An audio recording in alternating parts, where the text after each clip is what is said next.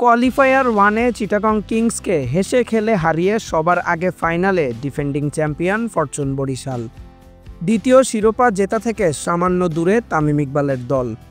বিদেশি ক্রিকেটারদের মেলায় মধুর সমস্যায় ফরচুন বরিশাল। নামকরা বিদেশি ক্রিকেটাররা ফরচুন বরিশালের স্কোয়াডে। কাকে রেখে কাকে ফাইনালে খেলাবেন আর কাকেই বা বাদ দিবেন?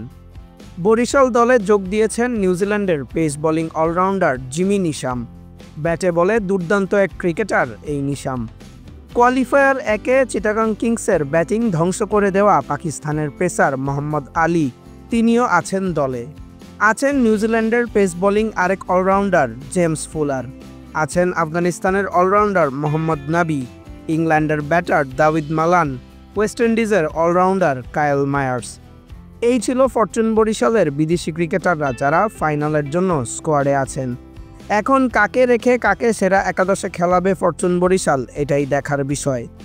বিপিএলের সকল আপডেট পেতে চ্যানেলটি সাবস্ক্রাইব করে আমাদের সাথেই থাকুন।